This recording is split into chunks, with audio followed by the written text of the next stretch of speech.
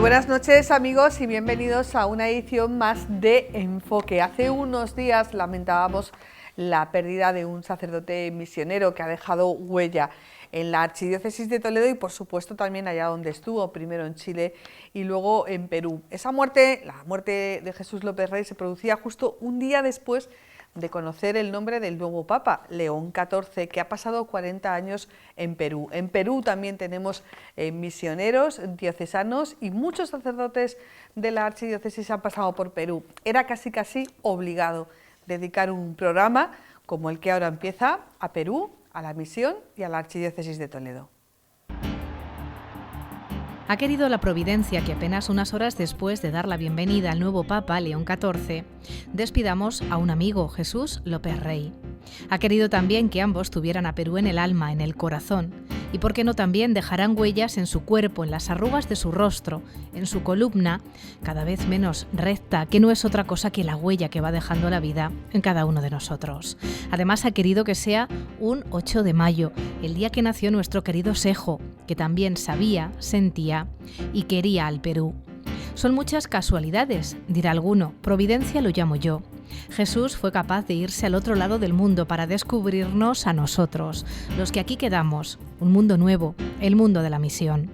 Fue capaz de hacerse nativo con ellos, de hacerse uno con ellos y sobre todo fue capaz de inocular a muchos sacerdotes de Toledo el virus de la misión, que ese sí que es bueno.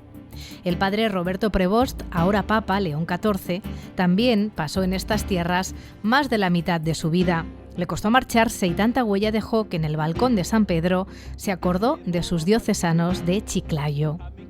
El hombre propone y Dios dispone, y parece que dispuso y mucho, y dispuso que el lugar elegido fuera Perú. No es casualidad, es providencia.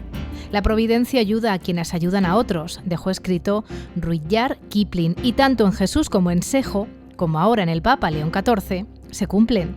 Dejémonos llevar por la providencia, dejémonos llevar de la mano de aquellos que hicieron de la misión su vida, dejémonos llevar de la mano de Dios como ellos hicieron.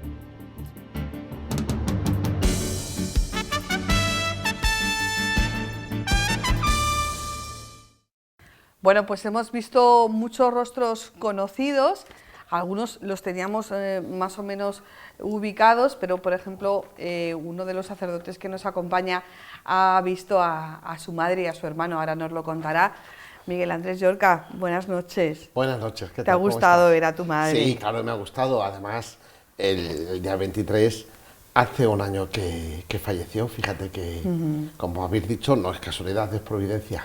Pues yo creo que sí. Fueron a verme mi madre y mi hermano el menor allí a casa, a Perú, a Villa Salvador, y mira qué casualidad o qué providencia que habéis puesto una foto esta noche. Bueno, que conste que yo he dado indicaciones, pero yo no he elegido las fotos, han sido nuestros compañeros de edición que también saben tocar el corazón de cada uno. Entre todos. Antonio Rubio Muga, buenas noches. Buenas noches, Ana. Antonio Rubio Muga, voy a decirlo bien. ¿Qué tal estás? Muy bien, sí, Bueno, vuelvo otra vez a esta casa. Bien hallado a esta casa, a las instalaciones nuevas, al plató nuevo. Y bueno, ya sabes que esta es tu casa y bueno, quién sabe si de aquí podemos, alguna cosita podemos ir preparando. Muchísimas gracias por estar aquí, porque tú también estuviste en Perú. Sí, también estuve allí 3 añitos, sí. 3 añitos. Y en esta conversación nos va a acompañar también el sacerdote Gustavo Molina, que por una cuestión de diferencia horaria hemos grabado antes su intervención, pero bueno, va a estar presente a lo largo de toda la conversación. La verdad es que todo fue un acontecimiento detrás de otro. Primero conocimos el nombramiento de León XIV. Esa misma noche, cuando salíamos aquí de trabajar muy tarde, me escribía Amparo de Misiones y me dice: ¿sabes que hoy era el cumpleaños de Sejo? Y al día siguiente nos levantamos con la noticia de la muerte de Jesús López Rey, o sea que era obligado a hacer un programa en torno, no ya a las personas que por supuesto, pero a la misión, a Perú y a Toledo. Hay muchos nexos de conexión, ¿verdad, Llorca? Sí, yo creo además que luego las cosas todas se van entretejiendo y se van uniendo. A mí cuando salió elegido el nuevo Papa, hermanos míos, amigos, y me preguntaban si le había conocido. Perú es muy grande, yo estuve solo 5 años, y entonces, si le conocí alguna vez, si alguna vez coincidimos, ni yo me fijé en él, ni él se fijó en mí. Él era un cura agustino y yo un cura de Toledo en misión, y ya está. Y luego, bueno, pues el hecho de el cumpleaños de Sejo, que estuvo también allí unos años, en la diócesis de Lorín, sobre todo con don José Ramón, con el obispo, que en paz descanse, y luego pues el fallecimiento de Jesús, que tan malo, tan malo, tan malo, tan malo, y no se ha muerto de nada de lo que tenía. Entonces, bueno, pues así es la muchas providencia. Muchas noticias, muchas coincidencias o providencias, ¿verdad, Antonio? Sí, la verdad es que Dios va poniendo en los caminos. Muchas veces pensamos que va por un lado y luego al final, pues como fue en mi caso, que aterricé allí sin tener que haber aterrizado porque yo hablé con Llorca para irme a la misión diocesana y no tenía todavía ni 30 años ni 5 años de ministerio, y hablé con el obispo en el mes, don Francisco, en el mes de marzo, y me dijo: ¿dónde vas? Hasta que no tengas 30 años y 5 de ministerio. Pues nada, yo tenía 28 y 4. Y al mes me llamó y dice: oye, que te va la semana que viene, porque no ve nadie. Digo: espere usted que termine las clases del instituto, que recoja, que me despida de mis padres y me vaya. Así que allí me fui, pues eso, con menos de 30 años y solamente con 4 años que llevaba de ordenado. ¿Un 18 de julio? Un 18 de julio del año 2001 hasta el 29 de agosto del año 2004. Bueno, todos ahora hablaremos de cuál es vuestro primer recuerdo, vuestra primera impresión de Jesús López Rey, pero quiero en este momento pues escuchar ese primer recuerdo, esa primera impresión, casi vigilando, lo vais a entender cuando lo cuente, de Gustavo Molina sobre Jesús López Rey. Bueno, yo la verdad es que, fíjate, hasta después de muchos años no me enteré que conocía a Jesús López Rey hacía muchísimo tiempo, porque yo cuando era pequeño pertenecía al grupo de juniors de mi parroquia de Villacañas. Entonces, en el verano nos apuntábamos al junior para ir de campamento. Y ese verano del año, no sé, en 80 o por ahí, 82, pues me fui de campamento con el junior al Piélago, y allí había, estaban los monitores y tal, y había el cura que tenía un perro setter acojonante, muy bonito, perdón, muy bonito. Y bueno, pues yo me dediqué a hacer todo el campamento, que no sabía hacer nada, pues a coserle una rana a mi amigo invisible, que encima era la monitora que más guapa que había en el campamento y yo quería quedar bien. Y me costó la vida poder hacer los talleres porque no sabía coser ni sabía hacer nada. Con 10 años que tendría, 11 años. Bueno, pues le cosí la rana y cuando la tenía, el perro me robó la rana. Se la comió, se la llevó corriendo, me la llenó de babas y me quedé sin regalo para mi amigo invisible. Y fíjate, me quedó con la cara de ese perro para toda la vida. Y cuando volví de Perú la primera vez que fui a ver a López Rey a, a Mazarambroz, creo que se llama el pueblo este, que estaba él de cura al lado de Sonseca, o Manzané, que no sé cómo se llama, resulta que vi la foto de aquel perro y de repente dije: ¡ay, va! Este perro fue el que me robó la rana. Dice: ¿cómo? Digo: sí. Digo: en este campamento. Y entonces yo recordaba que, me acordé en ese momento, que claro, decían que el cura, después de ese campamento, se iba de misiones a Chile. Así que ahí uní que yo conocí a Jesús López Rey desde el año 82, cuando se fue por primera vez de misionero a Chile. Fue su primera experiencia misionera y ahí coincidí con él. Y fíjate que para mí fue, pues, decir: mira, pues parece ser que las casualidades de la vida o las providencias de Dios me han hecho estar cerca de este hombre. Y la siguiente vez que yo más he tratado con él, bueno, pues ha sido después cuando él se vino para acá y después nosotros vinimos la primera vez. Bueno, pues él vino primera Semana Santa que estuvo con nosotros y luego ya vino para sustituirnos, ¿no? Y fue donde más trato personal tuvimos y luego ya pues a raíz del venir aquí o que nosotros volvimos ahora. Eso es las cosas de Dios, que fíjate, yo no sabía que conocía a Jesús López Rey desde chico hasta que me enteré después. Bueno, pues yo creo que hay muchas formas de recordar cómo conociste a una persona, pero bueno, lo de la rana y el perro... Está en estado puro. Sí. Bueno, él habla de un primer lugar, ¿no? De hecho, aquí en la Archidiócesis de Toledo son conocidos como los de Los de Talca. Los de Talca. Es que me sale Palca, pero no. No, Talca, Los de Talca. ¿Quién eran los de Talca, Yorca?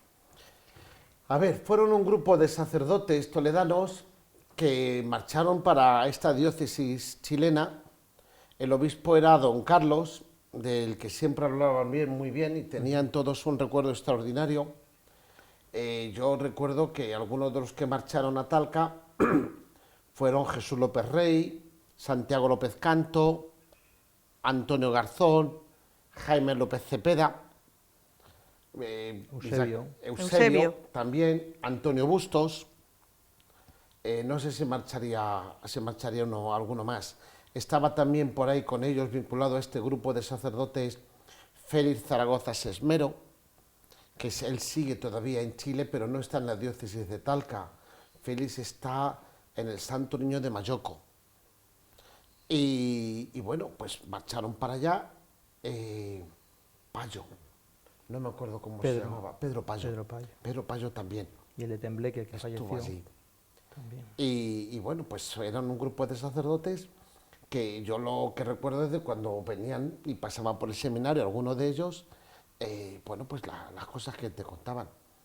Esa es el primer Claro, son los contacto que yo he años tenido. 80, primeros de los años 80. Vosotros estáis en el seminario. Bueno, yo, Antonio, tú no has llegado todavía al seminario. Yo llegué en el 84, en septiembre del Sí, 84. pero lo que quiero decir que el concepto de la misión o el conocimiento de la misión, aun estando en el seminario, no es igual que el que se tiene hoy, porque hoy, bueno, pues la televisión, por ejemplo, los medios, pues ha hecho que tengamos mucho más de cerca la vida de un misionero, ¿no? ¿Cómo los veíais cuando iban al seminario, Antonio? ¿Cómo los veíais? ¿Qué generaba en vosotros? Yo entré en el seminario en el año 87 en el menor y luego ya, como no cabíamos segundo, tercero y COU, pasábamos al mayor. Y cuando venían estos misioneros, pues para nosotros era como la reencarnación de San Francisco Javier aquí entre nosotros. Y yo me acuerdo, en el menor eran obligatorias las charlas y nos llevaban, y cuando venía un misionero pues nos alegrábamos, porque era ese contacto con un mundo que teníamos demasiado idealizado y que algunos siempre teníamos ese gusanillo de intentar imitarlo. Habíamos leído la vida de estos grandes santos misioneros del 16, 17 y tal, y cuando llegas y lo ves allí y te cuentan sus historias y tal, pues aquello para nosotros, vamos, para mí personalmente, pues era como una inyección de adrenalina en esa preparación hacia el futuro. Y en el seminario mayor seguían viniendo, ya era de manera voluntaria, y yo seguía yendo a todas las charlas, y a López Rey, a unas que apareció por allí, y muchos más, sí. Pues nos parecía siempre, nos hablaban después de la cena y tal, pues muy curioso, contando sus experiencias, y tú pensabas, algún día podré ir yo para allá. ¿Era una visión idealizada, romántica, aventurera, o eran... No. Tenían los pies en el barro? Sí, ellos, sí. Nuestra visión era idealizada, de como niños. sigue siendo la de mucha gente, la de niños, o la de adolescentes, o la de, bueno, pues que piensa que en la misión todo es maravilloso, y basta con que tú levantes la mano y todo el mundo te sigue, pero ellos, yo recuerdo como dos ideas. La primera, que tenía, como tú dices, Ana, lo aterrizaban perfectamente, y también te contaban, pues, vamos a decir, parte de la parte mala, no todo, y luego te das cuenta de que no te lo contaban todo, ni mucho menos. Y luego también, a mí una cosa que me gustaba cuando venían y les escuchábamos, es que era otra manera de ser sacerdote, otra manera de estar entre la gente. Y eso a mí, por ejemplo, me gustaba mucho verlo y descubrirlo en estos sacerdotes que luego, cuando han vuelto de las misiones y han estado aquí en Toledo ejerciendo en la diócesis, se les nota ese acento misionero. El pozo. Claro, sí, que la misión no solamente es marcharte a lugares lejanos, por así decirlo, sino la misión precisamente es encarnarte en la realidad que está. Y yo creo que eso es lo que yo, por lo menos, me gustaba, como tú has comentado, de aquella gente. Que aquella gente pisaba barro, y si estaba en Chile o luego fueron a Perú, a los Arenales o donde estuvieran, o los que venían de África y tal, pues aquella gente se encarnaba en la realidad que había. No era llevar Europa allí, sino ellos se iban allí, se inculturizaban. El padre Mateo Ricci, que estudiábamos en el seminario, yo veía eso una realidad en ellos. Y eso es una de las cosas que yo creo hoy en día pues que se ha perdido. No es llevar Toledo allí, no, es que aquella gente con su idiosincrasia, su manera de entender la vida, su manera de entender la Iglesia, pues hay que adaptarse a ellos. No te vas a adaptar ellos a ti, miles de personas a una persona, ¿no? Tendrás que adaptar a su manera de entender la religión, la vida, que es una religión, pues eso, mucho más joven que la nuestra, ¿no? Un cristianismo pues de 500 años y con sus visiones y mucho más enriquecedor, que eso creo, a nivel personal, después que se ha ido perdiendo. Sí, yo creo que es un punto común, ¿no? Que muchas veces hay una especie de mirar por encima del hombro cuando te acercas a la misión desde tu lugar de referencia y que no pierdes nunca esa referencialidad, algo que el Papa Francisco muchas veces hablaba de la autorreferencialidad y que sin embargo con aquellos misioneros que han estado allí tanto tiempo sí que te das cuenta que realmente en ocasiones, y esto lo hablábamos mucho consejo, ¿no? Parece que se era más feliz allí que aquí, parece que la misión la tienen que hacer aquí cuando están de vuelta, ¿no? Perdón, es que me da un ataque de tos. Sí. A ver, la misión se hace en los dos sitios y yo creo que hay una cosa muy importante que es el saber estar en cada sitio, saber cómo es la gente. No es que allí se sea más feliz o se sea menos feliz. Allí muchas veces tienes que ir al grano y allí las cosas que suceden muchas son muy importantes y hay cosas que son para la gente cosas de vida o muerte. Cosas que tienen una importancia vital. Y aquí a veces el problema es si el niño de primera comunión tiene que llevar el rosario o no tiene que llevarlo.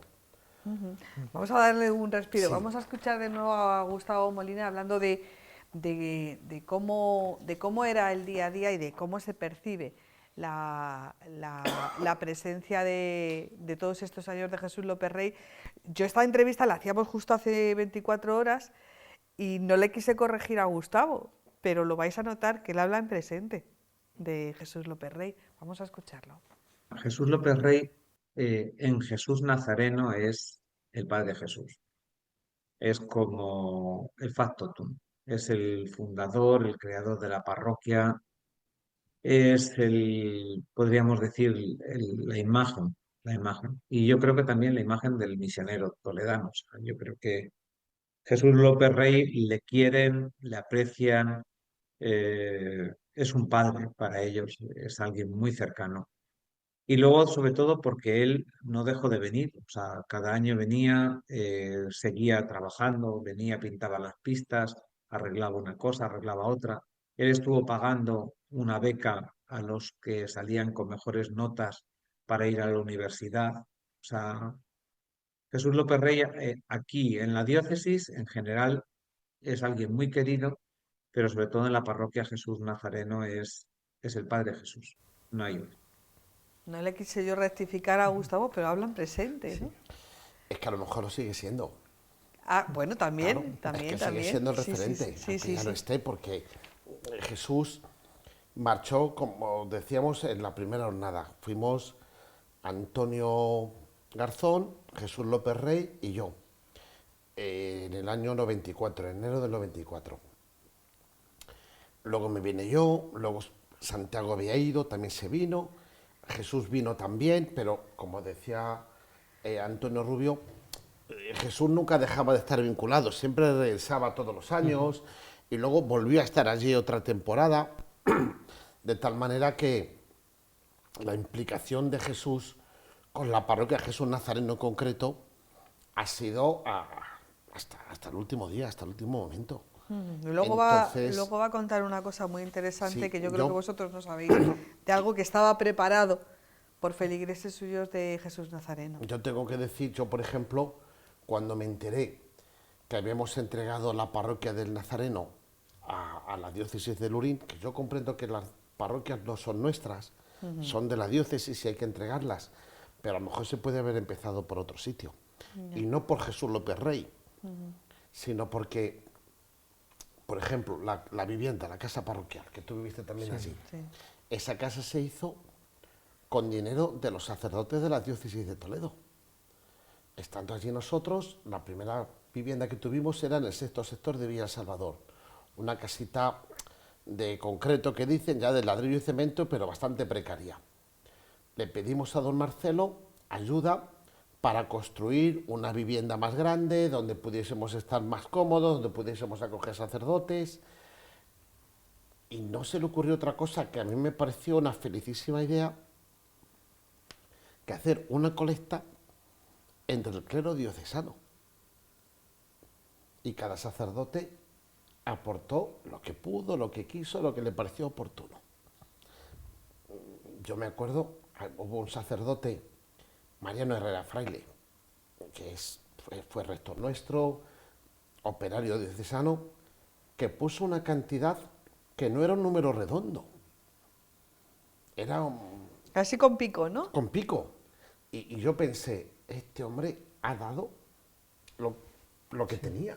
Allí estaba el libro en el armario y a mí me hizo ilusión, porque yo era un seminarista entonces, año 93, estaba empezando la carrera, y yo recuerdo el párroco de mi pueblo que tú comentas, y en el seminario incluso nos hicieron una colecta a nosotros, y luego estaba allí anotado, nombre por nombre, de todos los sacerdotes del seminario y tal, y a mí cuando un día revolviendo allí papeles y tal, 20 años después, y me lo encontré, y aquello fue para mí, no sé, una cosa... Claro, esa casa la sentíamos nuestra, porque era el punto de referencia. De Toledo, era otra cosa distinta. Yo sentí mucho que se entregase, que la primera parroquia que se entregara fuera la de Jesús Nazareno.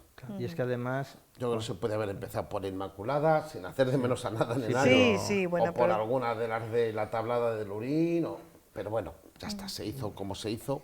Y esa fue la idea que propusimos nosotros cuando en el año 2004 vamos a ir a Moyobamba. La diócesis vino a visitarnos don Antonio Cañizares 2 veces. La primera vez fue en verano, estuvo ahí una semana viviendo en esa casa, y él llevaba la idea de coger a Yaviri o coger la desembocadura del Orinoco en Venezuela. Y claro, el Orinoco un calor tremendo, a Yaviri era sierra, y le dijimos que cogiera Moyobamba en Perú. ¿Por qué? Porque íbamos a tener esa casa precisamente, que era la casa madre nuestra, que hacía de vínculo como puente a esas personas. Y don Antonio lo entendió así. La primera vez así, la segunda vez fue, que es curioso porque le pilló el atentado del 11M y se tuvo que venir. Llegó el día 10, viajó a la selva y nos llamaron de madrugada que había sido el atentado, tuvo que venir. Entonces, la idea que transmitimos a don Antonio, que por eso yo creo que él accedió a la preparatoria de Moyobamba, fue eso, que nosotros esa casa fuera un vínculo, porque lo sentíamos como nuestro, no solamente porque nosotros habíamos vivido allí, sino porque el clero toledano y los seminaristas habíamos aportado para construir esa casa. Es verdad que luego no funcionó. No, porque no funcionó porque nunca lo sintieron suyo, pero bueno, es otro tema. Los sacerdotes y los seminaristas que iban a Moyobamba aterrizaban en Lima y de Lima se iban a Moyobamba, incluso a veces dormían en Lima, pero no pasaban por Vía El Salvador. Bueno, son avatares. Sí, bueno, esto hubo que decirlo en su momento, y yo me acuerdo, yo le dije a don Ángel Rubio, al que aprecio muchísimo, le dije, don Ángel, Lurín también existe. Claro. Hubo un momento en el que había ahí una cosa que yo creo que luego se corrigió, y que ahora mismo se maneja y se vive de una manera todo más normalizada. Cuando llegabais a Perú, claro, en el caso de Llorca no, porque el Llorca ya digamos que fue de la mano de Jesús, salís los tres, Antonio, Jesús y tú, pero tú en tu caso, Antonio, cuando llegas a Perú, ¿quiénes son los anfitriones, los cicerones?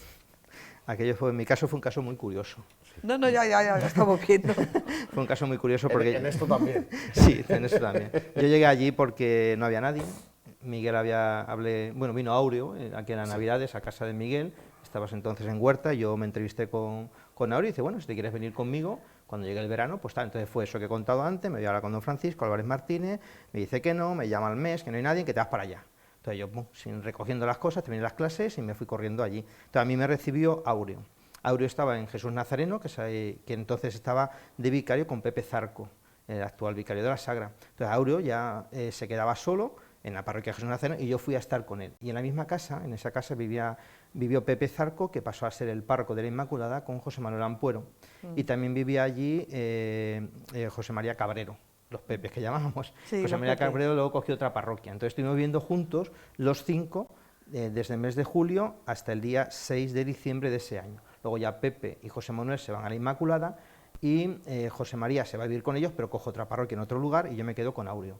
Y entonces, claro, yo llego, pues tenía pues esos 20 y tantos años, como igual cuando se fue Miguel. Más joven. Sí, y entonces me encontré allí pues una realidad que desbordaba, porque claro, eran 5 templos y junto a cada templo, que lo curioso, había un proyecto. Y entonces nosotros fuimos heredando lo que fue haciendo Jesús López Rey.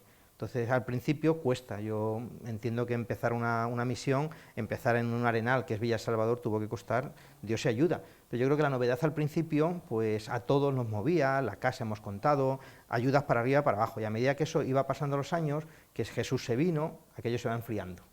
Yo estuve un año con Aureo y aquello más o menos se pudo mantener, entre ellos el megaproyecto Casa Abierta. Pero ya Aureo se viene, yo me quedo solo y ya tengo que tirar de agenda y aparecieron por allí Gustavo Molina y Tomás Gregorio Martín Merlo. Y nos quedamos los tres allí. Y el que más experiencia tenía en misión era yo, que lleva un año y nada más, que encima había sido el coadjutor de Aureo. Y entonces aquello nos sentamos un día tranquilamente y empezamos a ver proyectos, a coger números, a ver la ayuda que contábamos, y aquello para nosotros no salía, no cuadraba. Las cuentas no podían Y de salir. hecho yo nunca se me olvidará que fue de los momentos más dolorosos en mi vida, que el día de mi cumpleaños, del año siguiente, tuve que sentar a 30 y tantas personas de Casa Abierta y decirle, mira, esto se cierra, tenéis 2 meses para buscaros la vida y dentro de 2 meses nos han cortado el grifo y se cierra. Y así yo creo que empezó ahí un poquito, pues no iba a decir la decadencia, no, el declive, empezar a soltar lastre con respecto a Villa Salvador. Yo creo que ahí, porque una anécdota muy curiosa mía, yo me quedo solo unas navidades, a mí nadie me llama, ni de la dirección de misiones, ni el obispo, ni nada, y después de un año allí, llamo ya al cardenal, don Francisco Álvarez Martínez, que él me envió. Le digo, don Francisco, que llamo a la religiosa de aquí del arzobispado y dice, está ocupado, dígale que llama a Muga de Perú. Al momento se pone. Y lo primero que me dijo, digo, Muga, ¿tú todavía sobrevives? Digo, cual Pizarro en la selva. Yo vivo y en los Andes. Aquí no me echa nadie. ¿Eso, cual Pizarro en la selva? Le dije, cual Pizarro en los Andes, en la selva, yo vivo aquí. Y el hombre, pues allí me mandó y se olvidaban de nosotros. Yo creo que fue un poquito eso. Y da un poco de pena, da pena, pues como al final se ha ido perdiendo ese vínculo con Jesús Nazareno. En la Inmaculada todavía tenemos, pero lo que era la casa madre se perdió. Y yo creo que también refleja un poco la visión, que a lo mejor estos tenían los de Chile, porque siempre han dicho los que venían de Chile, los chilenos. Y allí en Villa Salvador, una manera peculiar de también cuando tú vivías, Miguel, cuando llegaron todos los gringos, toda la manera de vivir la iglesia allí, aquellas asambleas, eran años difíciles con Sendero, en los años 90, el asesinato de Mariana de Moyano, hubo allí un hervor de ideas, de todo, y yo creo que aquello no supimos asimilarlo desde Toledo. No, hicimos cosas mal. A ver, lo que le pasó a Antonio, de llegar a una realidad a la que se tiene que incorporar, tiene sus dificultades. Incorporarse además, por lo que está contando, al 150%, Sí, o sea, con sin el- periodo de adaptación. Nada, con el tren funcionando a plena Subirte en velocidad. marcha. Sí, sí. Nada, se tuvo que subir en marcha, pero con el tren con mucha velocidad.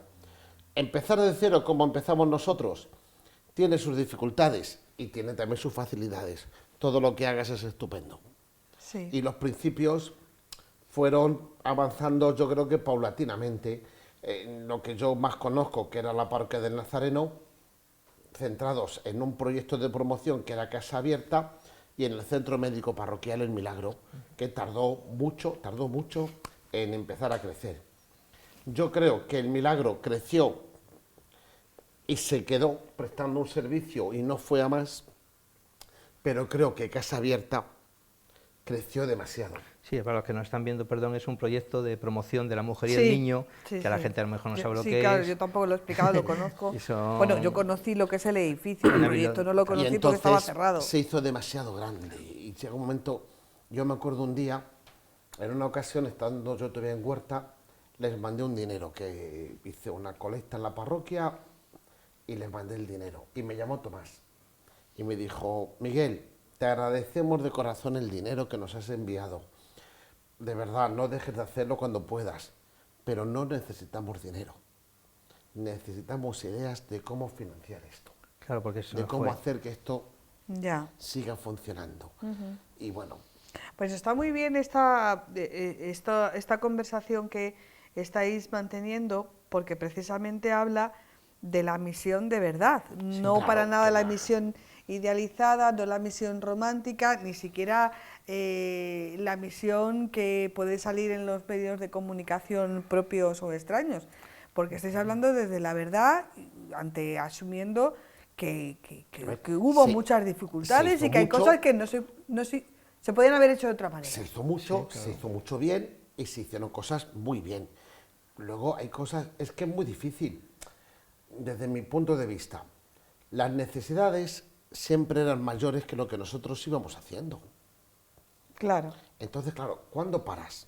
¿En qué momento dices, esta necesidad no la cubro? Si en este momento la puedo cubrir, ¿por qué no la voy a cubrir? No sé, ¿me explico? No. Sí. Y entonces creces por un lado, te llega otra necesidad, creces por otro lado. Sí. Pero claro, es que el tiempo es mayor.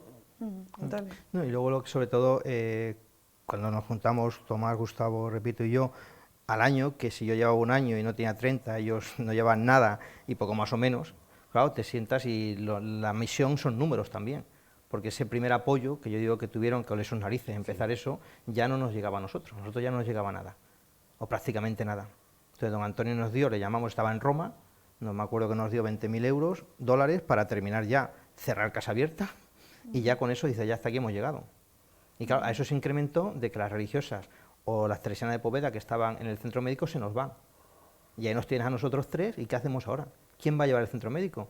Nos fuimos a la conferencia, nos dieron una lista de monjas, y una por una fuimos llamando a todas las monjas que había en Perú, a ver quién se quería hacer cargo del centro médico. Nosotros no teníamos ni idea. En Villa El Salvador. En Villa El Salvador. Es que de AUPA, ¿eh? De AUPA. Y al final, menos mal, que hubo unas religiosas que accedieron a quedarse con ello. Y fue muy curioso, para que veáis también un poquito la idea que tenían de nosotros. Me acuerdo el día que vino la provincial, que era más lista que el hambre, y firmamos ya el contrato en casa comiendo, terminamos en los postres, y nos dice, os voy a decir una cosa. Cuando dijimos que íbamos a tener un proyecto con los sacerdotes de Toledo, nos dijeron que tuviéramos cuidado con vosotros. ¿Y Con los eso? sacerdotes de Toledo. Escucha. Claro, de lo cuadriculado que sois, y de cómo erais, y cómo trabajáis. Y hemos venido aquí, y es que vosotros, ¿dónde sois? ¿Sois de Toledo de verdad o dónde sois? Lo dijo la monja.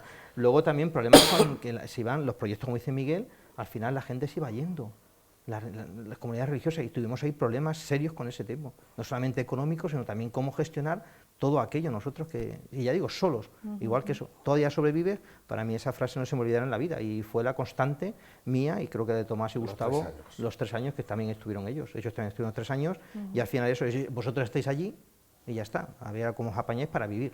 Entonces yo creo que la labor de Jesús fue impresionante, yo siempre alabaré, el hombre era el clásico misionero porque buscaba debajo de las piedras, porque lo había vivido yo creo en Chile, porque llevaba más experiencia que de sacerdotal y de misionero, y nosotros pues ya digo, te mandan allí, te sueltan y apañas tú como puedas.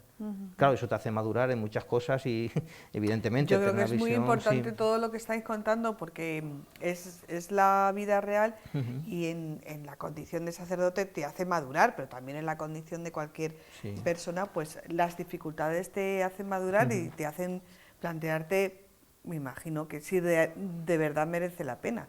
Y aquí estáis, o sea, que mereció la Hombre, pena. sí, claro que que nadie, merece la pena. que nadie, ningún joven sacerdote o ningún misionero que nos esté escuchando, bueno, que cierre la carpeta, porque yo creo que No, con no, no, vosotros no. tiene que estar Mira, la carpeta mira, abierta. El centro médico. Cuando nosotros llegamos allí y una religiosa norteamericana nos lo entrega, el centro médico era un salón un poquito más grande que este sitio donde estamos ahora nosotros, no tenía techo, no tenía agua, no tenía desagüe. Bueno, tendría tejado. Sí, una especie. ¿Estaba de- cubierto? Más o menos, Ana. No tenía médico, no tenía nada, tenía ratones. El centro médico. Y fuimos empezando poco a poco. Yo me acuerdo que logramos medicinas y yo les dije a las voluntarias, sacar las medicinas de la caja y ponerlas al lado para que parezca que hay más. Esto era así de triste, esto era así, no había más. Un hermano mío, Ángel Luis, nos mandó para Casa Abierta más de 1000 kilos de libros.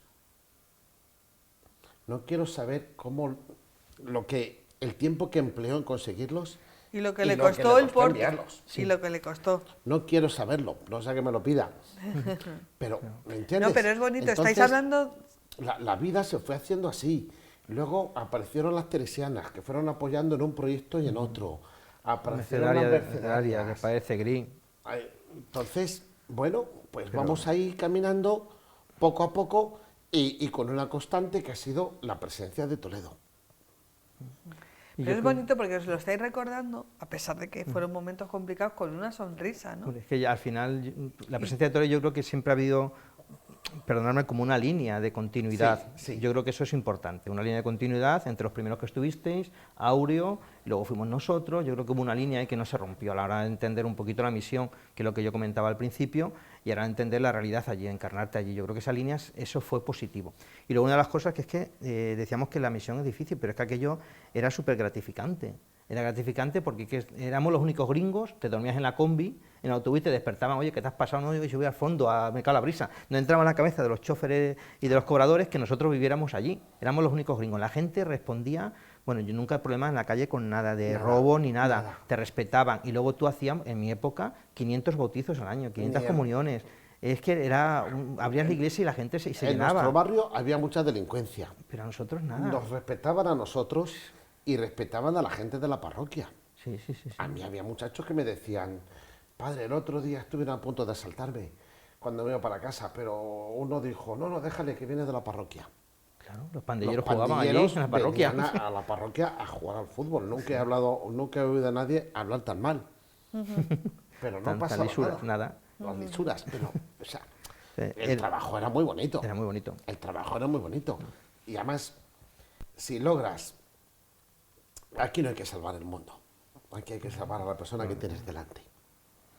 Entonces, si logras que esta persona, don Juan, el conductor de combi, de autobús, un santo de la puerta del lado, un hombre buenísimo, acompañando a una enferma de SIDA para que se bautizara, hiciera la comunión y se confirmara. Sí. ¿Qué más puedo pedir? Yo no puedo pedir más en mi vida. Solo con eso tengo mi vida sacerdotal resuelta. Y ahora que se habla tanto de sinodalidad, yo creo que allí descubrí un poco lo que es la relación pues con la gente, de tú a tú y con las religiosas. Nosotros, bueno, lo empezasteis vosotros, teníamos una reunión semanal con las religiosas, las de Poveda y las teresianas de la Merced de la Caridad, y nos sentábamos, a cada una de ellas era responsable de un proyecto, y de tú a tú, lo mismo ella decidía que decíamos nosotros. Entonces, esa sinodalidad que se habla tanto, y luego también allí en la diócesis, ha pasado un poco así de soslayo, don José Ramón Gurruchaga, que nos quería un montón. Sí. Es que era un hombre bueno. Era un hombre bueno, era un hombre fundamentalmente bueno. Y él tenía allí curas de todo el mundo, gente súper rara, empezando por nosotros, y él cómo nos aglutinaba y cómo pues, nos reunía a los sacerdotes para formación, luego con las religiosas. Luego nosotros sacamos un partido de fútbol, estando nosotros para vernos un miércoles todos los curas a jugar a fútbol, cada mes en una parroquia. Quiero decir que él aglutinó a un engendro de gente que allí había, cada uno de su padre y de su madre, que eso era imposible digerirlo, y logró que nos quisiéramos y que estábamos deseando que llegaran el miércoles los curas para vernos, y con las monjas. Y ya digo, las monjas tenían la misma responsabilidad que el cura. Gurruchaga se hacía llamar el padre obispo. Sí.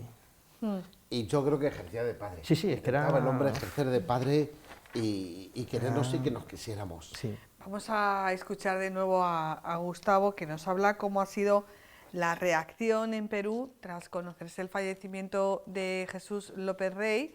Hubo una celebración eucarística y nos va a contar un poquito los pormenores. Primero hay que partir de un hecho, que es que fue un poco precipitado, porque, bueno, pues por la muerte que inesperada y por todas las cosas, lógicamente no era el mejor horario y esas cosas. Pero sin duda fue algo muy sentido, muy sentido. La gente, desde primera hora de la mañana, que yo comuniqué a Monseñor Carlos y al párroco de Jesús Nazareno, que había fallecido Jesús, el Padre Jesús, para que pudieran pues comunicarlo y avisarlo. Desde primera hora empezaron a llegarme mensajes de personas de Jesús Nazareno, de las que me conocen, que saben que estoy aquí.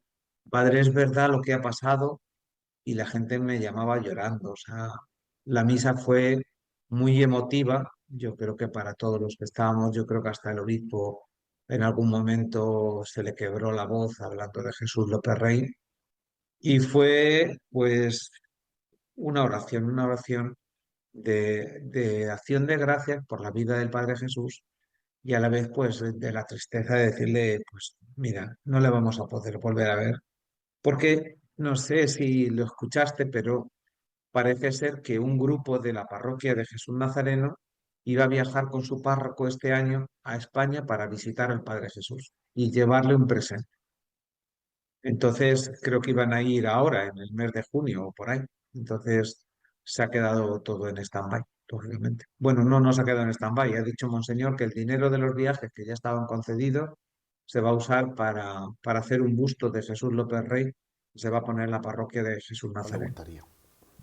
Bueno, Yorka ha hecho ya su primer comentario, no sé si ha oído, dilo otra vez. Que no le gustaría, Jesús no le gustaría. Igual que no vino a esta casa y no quiso salir No, nunca. no, nunca. Conmigo ayudó. siempre fue amabilísimo. Yo me acuerdo cuando A en mí el me ayudó aniversario, cuando en el muchísimo. aniversario de la misión allí, os pasó fotos, os pasó Muchísimas. documentación, todo, todo. Y un par de cafés y ven Pero cuando él- quieras, pero él, fue así imposible. agachadito, te miraba y decía, con el medio dedo que tenía, ¿verdad? Sí, sí, sí. Decía, De hecho, las Yo no voy, imágenes que decía, tenemos yo no de voy. él son No casi robadas, las habéis visto.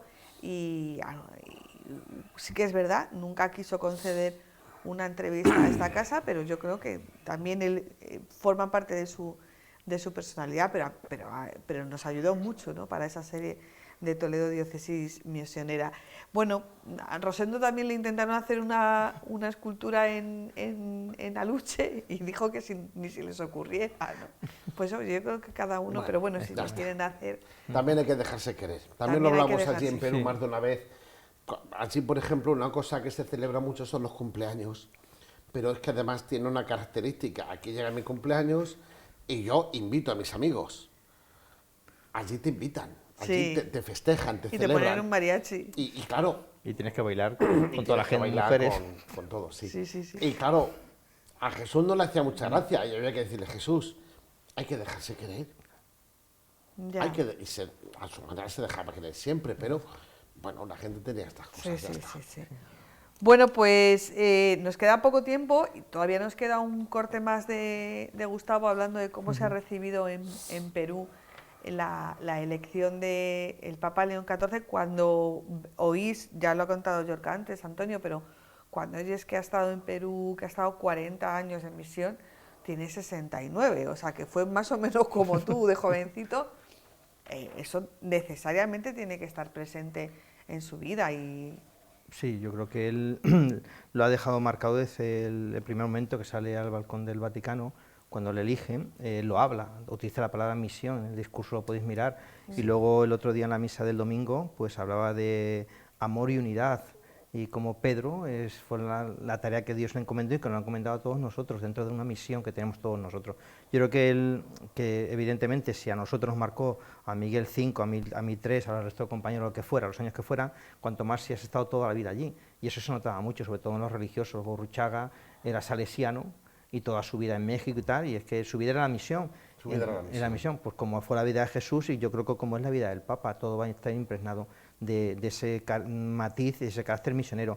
Era curioso como el otro día hablaba en una de estas redes sociales un sacerdote que había estado con él allí en Chiclayo y ha ido al Vaticano y dice, tengo la sensación de ver al mismo párroco que estaba en Perú aquí, en el Vaticano. Esa es la sensación, al final eres párroco aquí, párroco allá, sacerdote en cualquier sitio y ya está. Y ese espíritu misionero que fue lo que a mí me dijo Gurruchaga.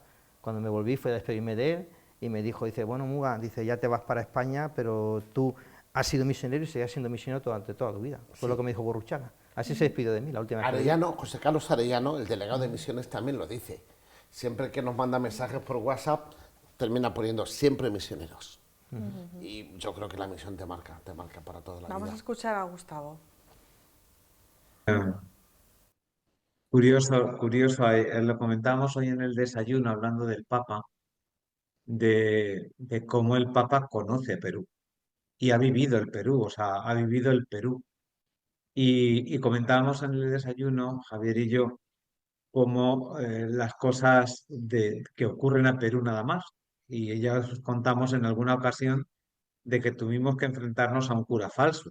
Es decir, si fuimos a boicotear, entre comillas lo de boicotear, una celebración de una misa falsa, porque lógicamente era un hombre disfrazado de cura, y fuimos a boicotearla en plan de decirle a la gente, mire que este no es cura, y nos echaron a nosotros. En lugar de echarle al cura falso, nos echaron a nosotros. Y resulta que está corriendo por las redes un vídeo del Papa cuando estaba de obispo acá, donde fue a enfrentarse a un cura falso y a una comunidad que había llamado un cura falso para que celebrara misa en una capilla católica. Y esto más todavía, ¿no?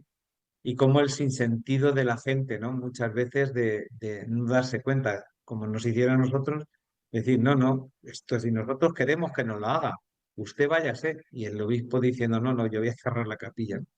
El sentido en general de la gente aquí es que ha caído como un regalo de Dios, un regalo de Dios.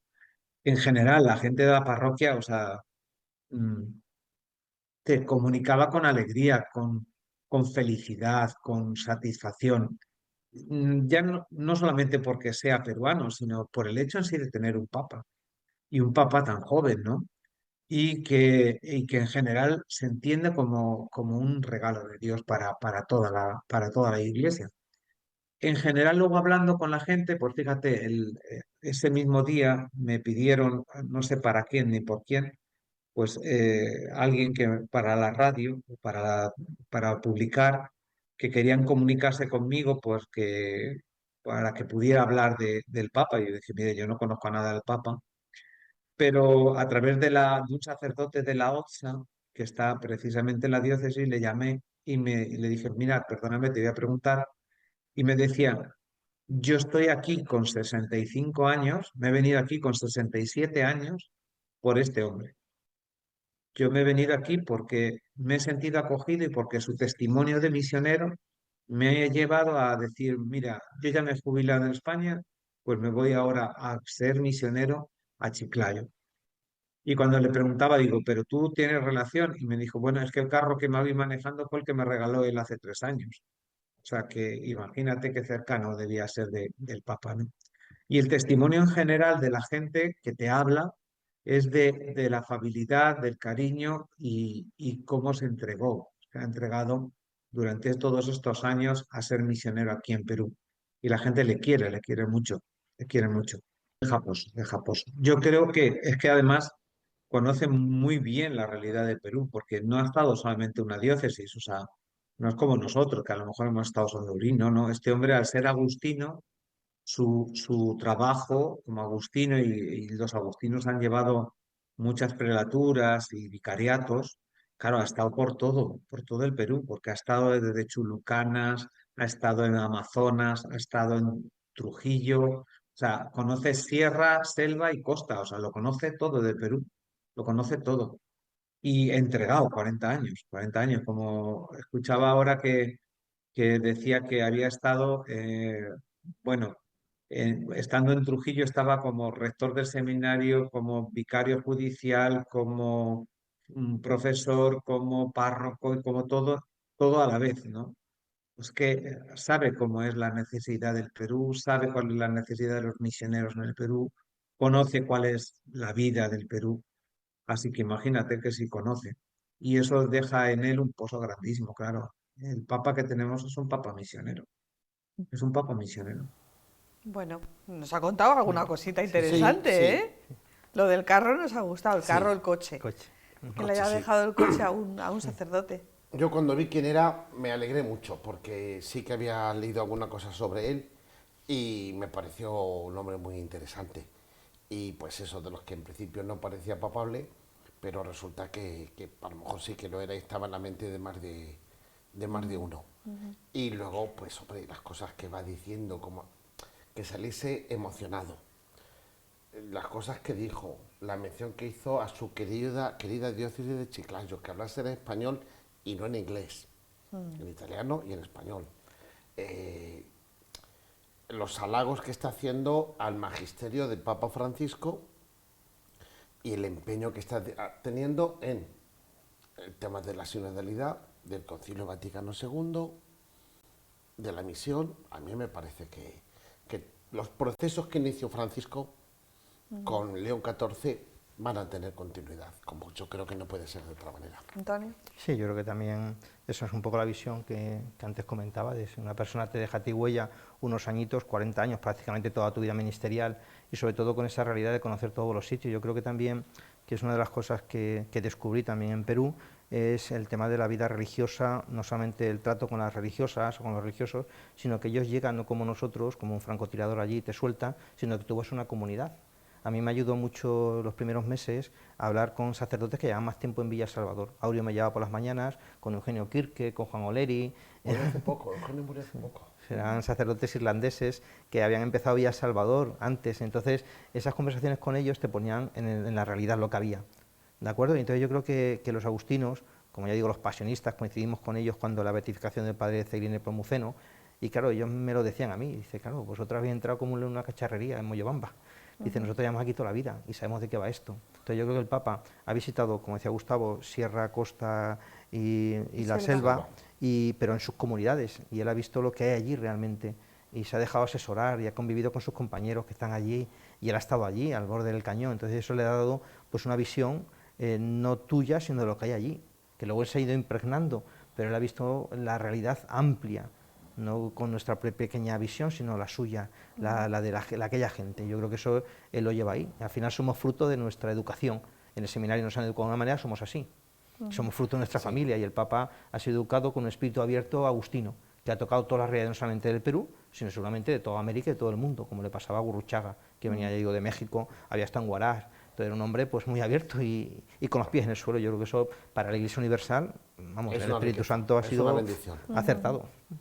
Sí, además yo creo que en el momento en que, sin perder la referencia de Francisco, pero que se le deje también generar su propia identidad y su propia personalidad, yo creo que iremos conociendo mucho más. En el momento en que dejemos de tirar de frases hechas, ¿no? Que sí que es verdad que es un mal común en el periodismo, pero cada vez también es más habitual en la sociedad en general, ¿no? Nos gusta mucho tirar de frases hechas. Una frase hecha es decir que los misioneros sois héroes sin capa, aventureros y tal, y a poco que conozcamos a uno o dos nos damos cuenta que... La realidad es más prosaica y gracias a Dios es prosaica, es que conviene que sea así.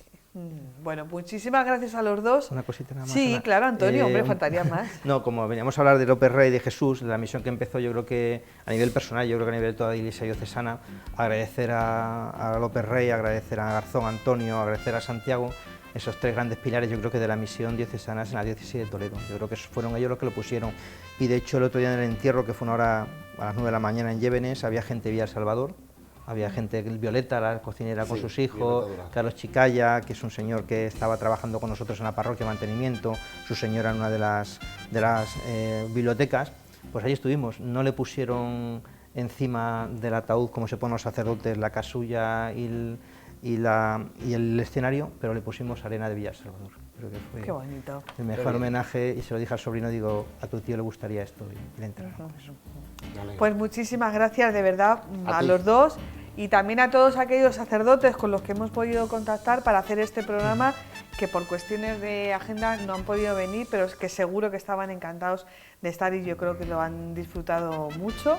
Y bueno, pues al final somos herramientas, ¿no?, para conseguir que se haga mucho y bueno, y que además lo podamos contar. Así que muchísimas gracias. Ahora nos quedamos, ahora que no nos están grabando, ahora nos quedamos en una parte y hablamos de alguna que otra cosa que tenemos pendiente. No, hombre, esto es una broma que seguro que nos permiten nuestros telespectadores. Nosotros volvemos la semana que viene aquí en Enfoque. Buenas noches.